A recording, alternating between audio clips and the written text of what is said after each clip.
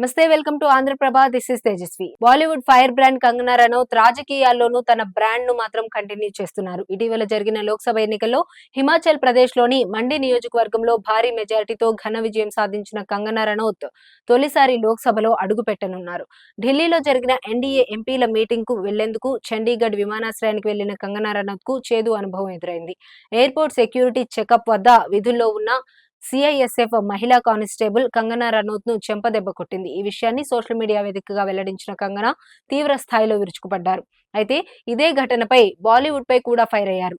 తనకు జరిగిన చేదు అనుభవంపై బాలీవుడ్ నటీనటుల నుంచి ఎలాంటి స్పందన రాకపోవడంపై కంగనా రనౌత్ తనదైన శైలిలో విమర్శలు గుప్పించారు. దీనిపై ఇన్స్టా వేదికగా స్పందించిన ఆమె తర్వాత తన పోస్ట్ లో కొంత భాగాన్ని తొలగించారు. అయితే ఇటీవల ఇజ్రాయెల్ హమాస్ మధ్య జరుగుతున్న యుద్ధంలో భాగంగా బాలీవుడ్ ప్రముఖులు అంతా ఆల్ ఐసాన్ రఫాహ్ అని ఉన్న ఫోటోను తెగ వైరల్ చేశారు. దీనిపై స్పందించిన బాలీవుడ్ తనపై దాడి జరిగితే స్పందించలేదని ఆమె ఆవేదన వ్యక్తం చేశారు.